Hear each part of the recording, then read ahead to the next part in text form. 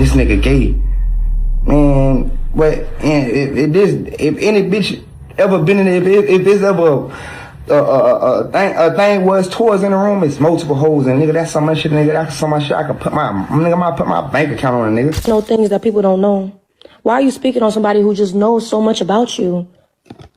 All the things I done been through, I never came to the net and really told these people what's actually going on. Y'all know about one situation, and that's the problem. If y'all knew about everything that was going on, it'd be very bad. Very, very bad. Y'all already saw the screenshots, y'all already saw the timestamps, and y'all already saw the same hotel showing up on 2 different Instagram stories on the same night. The math is not mathing, baby. Listen, I told y'all what they was doing. I told y'all who they was sending to these parties. I told y'all the contracts they was making these young rappers sign. And every time I said it, y'all called me crazy. Now look around. Look who's crying on live tonight. Look who's deleting their account at 3 a.m. Look who's putting out a quote-unquote response video that don't actually respond to nothing. So Boston Richey allegedly just sent the entire Atlanta rap scene into a full-on panic spiral. And this time, it ain't about a feature, it ain't about a label dispute, and it ain't about another freestyle being too long. And they can expose your tendencies to the world. That's scary, bro.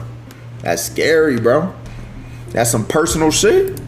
Now we all know this nigga like dick in his ass. And it may not necessarily be that he like dick in his ass. It may be some shit he like fake dick in his ass. And I don't even know what's worse. And it's like, to be honest, that's not my business. If that's what he liked, that's what he liked. According to multiple insiders, Boston is reportedly sitting in his Buckhead apartment in the middle of what sources are calling a complete emotional breakdown after his ex-girlfriend allegedly dropped a folder of screenshots, voice notes, and at least one short clip that the internet is now connecting to a name nobody saw coming. E.J. Johnson, the son of NBA legend Magic Johnson, allegedly. And say you like that thong-yong.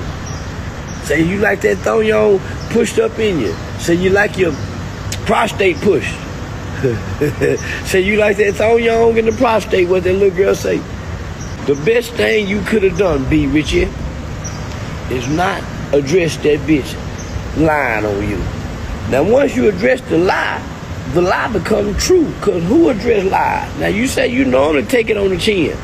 Should've took this one on the chin, big dog. Swear to God. I swear to God, you should have took this motherfucker on the chin like a motherfucker and not came and gave no response to a hoe saying you're getting your prostate pushed in, but at least you pay of it. The streets is saying the receipts are real, the screenshots are time-stamped, and the timing, honey, the timing, is right after Katt Williams went on Theo Von and started talking about the new generation of rappers being run through the same ritual program that buried the last one. They are. In this lane, y'all already know the answer. Let's get into it. Before we get into the alleged receipts, let's set the table. Because to understand why this story has the industry shook tonight, you have to understand who these two people are, and why nobody outside of the rap underground predicted this collision. She then posted up this thing. She said, nigga, you gay. I told you don't speak on me knowing you had me cosplaying as a man in a bed. Must have thought I was joking this time. Keep my name out your fucking mouth or I'm gonna drop the rest. Now, this shit's called the Piccolo Pegging Kit. Yo, Drill, blur all this fuckery out. Please, blur this out. The Piccolo Pegging Kit is crazy. Now, she's insinuating that she would use this apparatus to fuck Boston Richey in his bowl. And then she posts some receipts. She puts up another post. This time she blurs over her titties and she made this post saying this. She said, the song is still up, so let me start with this thing. When you kidnapped me, butt naked in a truck full of men while I was bleeding on my cycle. I was freely bleeding the whole ride. And you took me from Orlando all the way to Alabama. I couldn't even call the police because your friends were patrolling me. And I was only able to take these photos quick because you fell asleep. Every gas station stop, you would hold me down because I'd try to bang on the windows and scream to get help. Posting the rest soon. 8-hour drive, naked in a car full of men. Here's a picture of supposedly them in the car.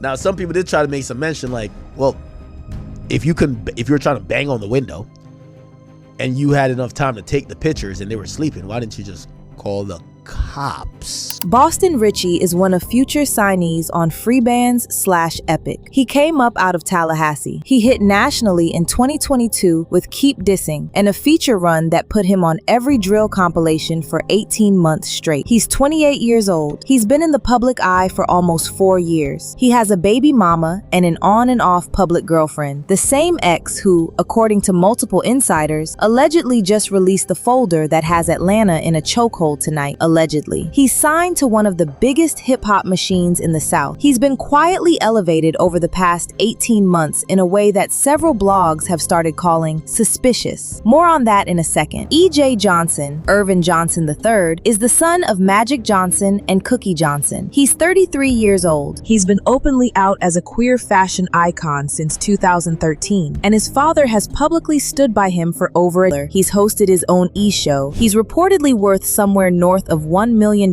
in his own right, separate from his father's empire. None of this is allegation. All of it is public record. What is allegation is what Katt Williams said about him on Club Shay Shay in January of 2024, what D.L. Hughley followed up with on his radio show, and what Boston Richey's alleged ex is reportedly now suggesting in screenshots that the internet is convinced are real, allegedly. These two men should have never been in the same conversation. They run in different circles, different cities, different industries, different ages. The fact that Atlanta is currently scrolling Twitter at 4 a.m. trying to figure out what the timestamps mean, that's the story. But it gets worse. Let's talk receipts, and let's go in order. Receipt number 1, the alleged hotel screenshots. According to the streets, Boston Richey's ex-girlfriend reportedly posted and then deleted within 9 minutes 2 side-by-side screenshots showing the same Los Angeles hotel lobby on the same night in March of 2025. Hotel allegedly involved. A property in West Hollywood that has reportedly hosted multiple celebrity events on the same week in question. One screenshot was reportedly geotagged to Boston Richey's phone. The other was reportedly a publicly available Instagram story from E.J. Johnson's tagged location, both within the same 24-hour window, both at the same address, allegedly. Now, does being at the same hotel on the same night prove anything? Of course not, baby. Hotels are big. People stay at hotels. But the fact that the screenshots even surfaced, the fact that they got deleted in under 10 minutes, the fact that the ex-girlfriend then went private on every platform, that's the part the streets is reading. But it gets worse. Receipt number 2, the alleged voice notes. According to multiple insiders, the ex-girlfriend reportedly released through a Telegram channel that has since been deleted, but that screenshots have circulated from, what are allegedly 3 short voice memos. The streets is saying one of those voice memos features Boston Richey sounding emotional, saying, and I'm paraphrasing because we have not verified the audio, "They told me this is what I had to do to get to the next level, and I just want this part to be over." Allegedly. No name is reportedly mentioned in the audio. No specific event is reportedly described, but the timing, the audio is reportedly dated March of 2025, the same window as the alleged hotel screenshots. And the framing, what I had to do to get to the next level, that, baby, is the exact language that Katt Williams has been describing for over a year now when he talks about the alleged contracts the industry makes new rappers sign before they get a cosign from a major name. I am in the production business. I understand what is worth doing for ratings. I understand what is worth doing when the industry is canceling one black guy. I know what happens when they are going to elevate another. And I know what happens when they don't care about either of them. This is how quarterbacking goes. We will get to that in a second, but it gets messier. Receipt number 3, the deleted Instagram story. On the morning of May 9th, 2026, Boston Richey allegedly posted a single Instagram story that lasted on his account for approximately 23 minutes before being deleted. The screenshot is everywhere. The text reads, allegedly, "Y'all really don't know what they did to me. I'm not gonna lie about it no more." That was reportedly the entire post. No image, no tag, no music, just text on a black background. 23 minutes later, gone. By that evening, sources say Boston had reportedly gone offline from Instagram entirely, had reportedly canceled an appearance at a private listening event in Atlanta, and was reportedly in his Buckhead apartment with 2 members of his management team and what one source described as a crisis comms attorney, allegedly. Now, does a deleted Instagram story prove anything? No. But the question every fan is asking tonight is, What was he going to say before he got pulled off the platform? But it gets worse. Receipt number 4, the E.J. Johnson connection from 2024. Y'all remember when Katt Williams and D.L. Hughley did that infamous segment about Magic Johnson's son in early 2024? The one where they spent 8 minutes on what Katt called the most well-known transgenders in California, and Hughley pivoted into talking about how the industry, quote, uses the children of famous men as bait to bring new rappers into the program, allegedly. Now we live in a country where a man could say, now I'm a woman. Mm-hmm. Now I'm a woman. And we will call you by your name as a woman. But that doesn't mean that a doctor ain't gonna call you until you need a prostate examination. You can wear a sundress when you go. Yeah. You still getting the same thing I'm getting. So happy anniversary, I guess. You can say you're a thing and you're that. Yeah. You like and you have to like for now I'm a white man trapped in this black man's body. Yeah. My name is Chad. Yeah. Now that ain't gonna work good for the police. Wait, I'm a white man, but both of y'all get out. But the first. Yeah.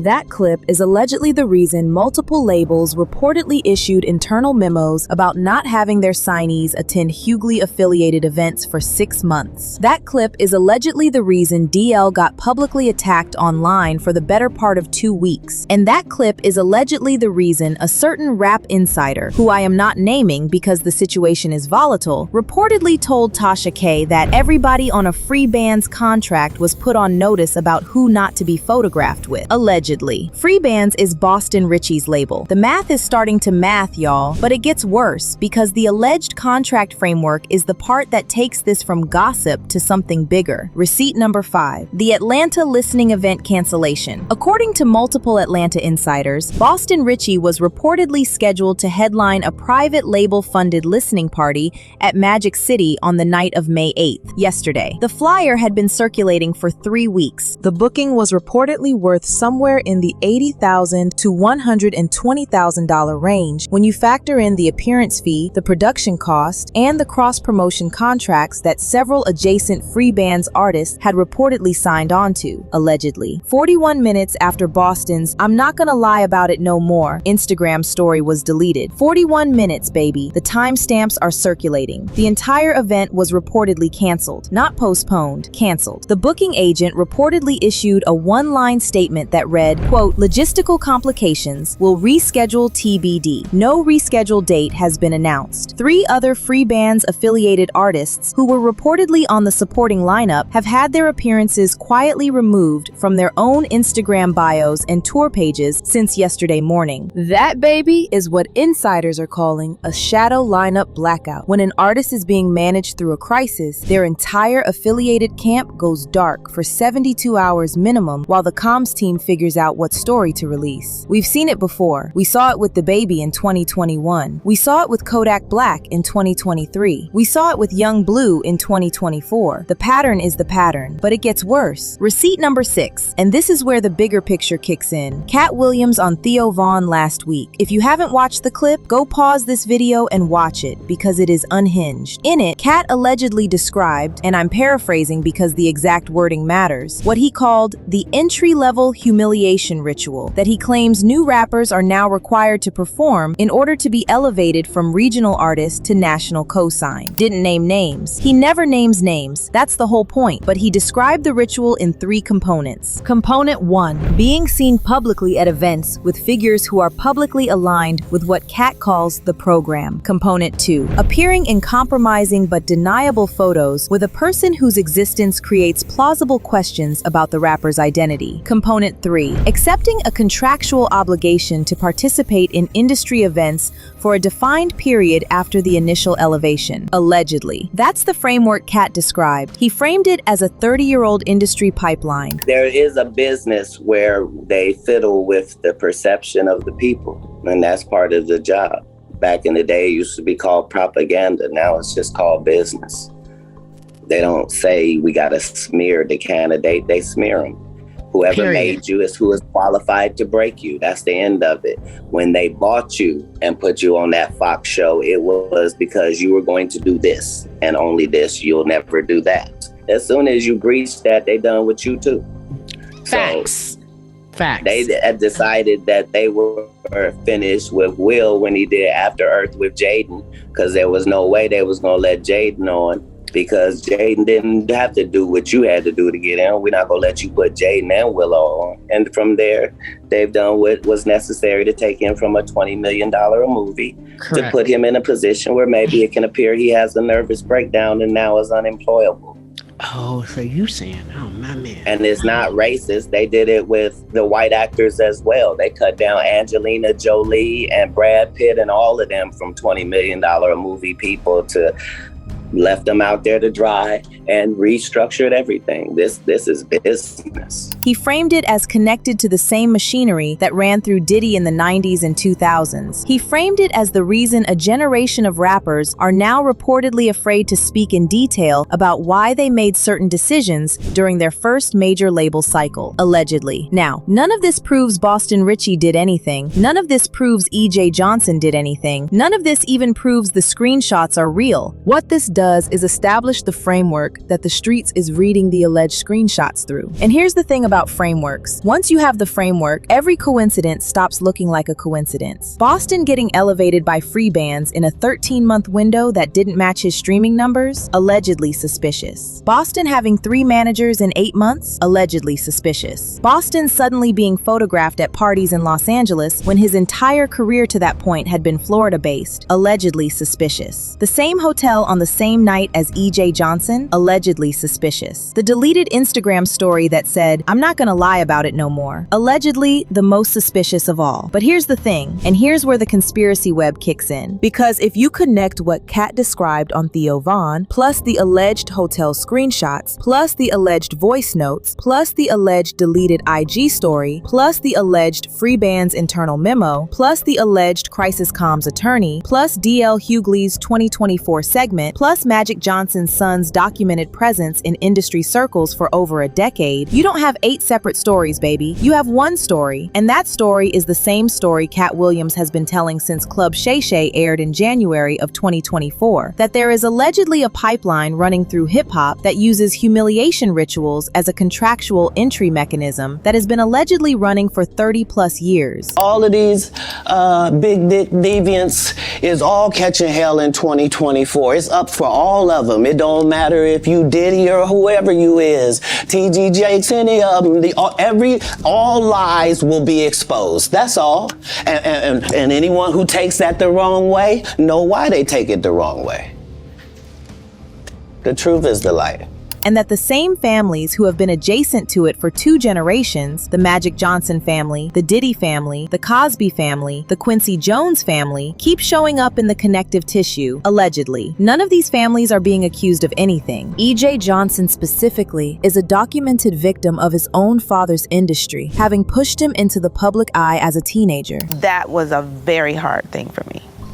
That was a very, very hard thing for me. I tried everything, but finally I just said to myself, this child is innocent. He was like this when he was a baby. It can't be wrong. It can't be wrong. And again, you were brought to your knees. Yes. So I had to pray about it. And so this was one of those moments where I had to go directly to God. And I prayed, and God, the answer I got back was love. And he said, I give you all great gifts, and the greatest of that gift is love. And so that's when I knew I could love my son and, support him on who he was. And, and I was okay with it because I had that. I made peace with God with it.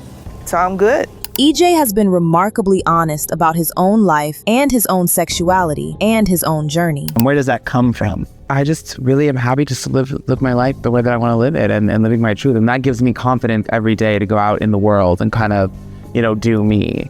I think doing me just, makes me happy and just, brings out all of my confidence. And I think that everyone should be able to do that. And you should always be able to live your life fearless and carefree. And it shouldn't matter. Whatever Boston Richey is reportedly going through tonight is not EJ's fault. Let's be clear about that. The story here is allegedly about who reportedly arranges these collisions, not about either party involved in them, but the alleged silencing has already started. And before we get to what's happening to Boston tonight, we have to talk about the documented body count, because if you've been watching this lane for more than 2 years, you already know what comes next. Wendy Williams, blackballed from the industry, conserved against her own family's wishes, allegedly chemically restrained, and according to multiple sources, allegedly had a Diddy-focused expose in pre-production the same week her conservatorship paperwork was finalized. Allegedly. Aaron Carter, found dead in his bathtub at 34 years old in November of 2022, reportedly days before a tell-all interview about industry abuse that he had publicly announced on his own Instagram. Anne Hesh crashed her car into a Los Angeles house and ended up in a coma after publicly speaking about Hollywood pipelines for months. Her son has gone on record saying her behavior in the weeks before the crash was completely out of character. Twitch, Ellen DeGeneres' executive producer, suicide listed officially. Friends and family have publicly said his behavior in the weeks before his death didn't match the man they knew, and that he had reportedly expressed concerns about people he worked with. Virginia Giuffre, the most public Epstein accuser, declared dead in April of 2025 under circumstances that her own family has publicly disputed. Katrina White, an investigator allegedly attached to the Diddy case, found dead under unclear conditions in May of 2025. Lil Keed, the YSL flagship artist and Young Thug's personal friend, found dead of natural causes at 24 years old in May of 2022. The exact same week the YSL RICO indictment dropped, allegedly. None of these are random. None of these are coincidence. None of these are unrelated. They're the same story. And the story is that when the signal goes up, when the comms tighten, when the truth teller is told to go quiet, what happens next is documented in the obituary section. The pattern is the pattern. And tonight, the signal went up over Boston Richey's apartment in Buckhead. Insiders are saying he's not alone in there. Insiders are saying the crisis comms attorney was the second person through the door, but somebody else was reportedly the first. Insiders are not naming that first person yet. They will. Watch. Boston Richey's verified Twitter account allegedly went private at 11 p.m. last night. His Instagram followed at 2 a.m. The ex-girlfriend's Telegram channel was reportedly deleted by Telegram's own enforcement systems within 4 hours of the alleged screenshots circulating, which, real talk, is fast for Telegram. The reporter at Tasha K, who allegedly had the first version of the story, reportedly went quiet after being contacted by someone whose identity is currently the subject of a separate rumor. And Katt Williams himself, Katt, who is allegedly the canary in this coal mine, allegedly canceled 2 podcast appearances scheduled for this week. Insiders are saying he was reportedly told by people he trusts not to talk about the Boston Richey situation specifically until further notice. Allegedly. The pattern is the pattern. The signal goes up, the comms get tightened, the truth teller goes quiet, and the world moves on. Unless we don't let it. Now here's the part nobody in the industry wants to say out loud, but the streets is already doing the math on. What happens to Boston Richey in the next 72 hours is the real story. Not the alleged screenshots, not the alleged voice notes, not the alleged hotel. They feel like, even like with the Tati shit, with her and Boston Richey,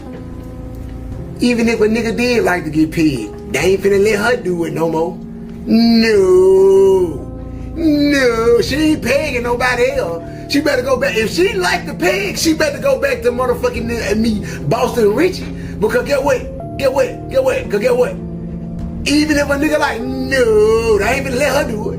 No, she done already told the world she'll tell it. She done told the whole wide world she'll tell. No, ain't nobody finna let her do it no more. Yeah, you can't do that. Yeah, you ain't loyal, your trust value is over with. Nobody believe I wouldn't trust you with a popsicle. I wouldn't trust you with a tub of ice cream, my man. I'm just gonna be honest.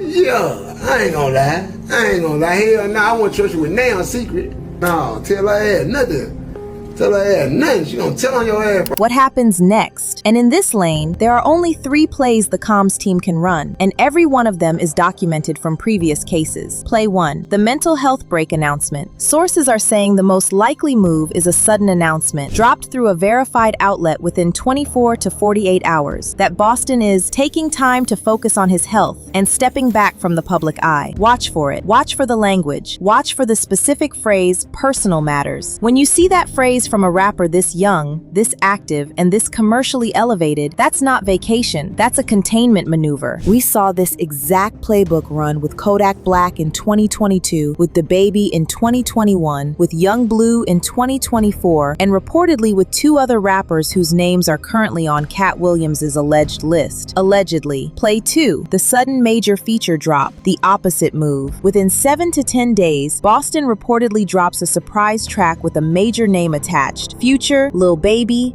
Gunna, somebody whose cosign reframes the entire narrative. The streets stops talking about the screenshots because the streets is talking about the feature. This is, allegedly, the most expensive option for the label and therefore the least likely. But if it happens, every single person watching this video is going to recognize the play in real time. Bet your last dollar. Play 3, the religious pivot, the least common but most aggressive. Boston posts an extended Instagram caption about finding God, about being baptized, about leaving the industry behind, about wanting to spend time with his family. The streets is sympathetic, the press cycle dies. The screenshots get buried under the next news cycle, allegedly. We've seen versions of this with multiple rappers in the last 36 months, and every single one of them has been followed within 12 to 18 months by either a quiet album release on the same label that allegedly orchestrated the situation, or a complete career pivot into Christian rap. The pattern is the pattern. What you are not going to see, and this is the tell, is Boston Richey doing a long-form podcast interview in the next 30 days. Not Theo Vaughn, not Joe Budden, not Cam Capone, nobody. If a long-form sit-down does get announced, it'll be soft and controlled. The producer will be reportedly tied to the label. The questions will be reportedly pre-screened, and the alleged ex-girlfriend, the alleged screenshots, and the alleged hotel night will never be mentioned by name. That's how the play works. That's how the play always works. As usual, people had their thoughts. Like this person on Twitter who said, if the screenshots are real, it doesn't matter whether anything happened. What matters is that an ex-girlfriend felt the need to release them, which means Boston told her something, which means Boston himself thinks something happened. The pattern is the pattern. Another person wrote, y'all really gonna leave E.J. Johnson out of this conversation? The man has been weaponized as bait by his own father's industry for 15 years, and y'all wanna pretend he chose any of this? Be serious. A third comment said, watch what happens to Boston in the next 30 days. Either he gets a sudden mental health break announcement, or he gets a sudden new song with a major feature out of nowhere. That's the playbook. We've seen it 10 times. And a fourth, the one that's been keeping me up tonight, said, if the deleted IG story said what they say it said, I'm not gonna lie about it no more. Then the only question that matters is who told him to delete it. That person's name is the actual story. Honey, the dominoes are never random. That's the whole point. But now, I want to know your thoughts. Do you really think Boston Richey's ex-girlfriend has receipts that the streets is reading correctly? Or is this another industry-engineered psyop designed to give us a new, shiny gossip cycle to distract us from whatever Diddy's lawyers filed in federal court this week? And if the screenshots are real, does Boston survive this? Or does he get the Wendy Williams treatment by the end of the summer? Let me know your thoughts in the comment section below. And don't forget to click here to watch this other, very messy video about the 3 rappers Katt Williams allegedly says are next on the list. Because trust me, baby, if you thought tonight was wild, by the time we get to the 3rd name, you're gonna lose your mind.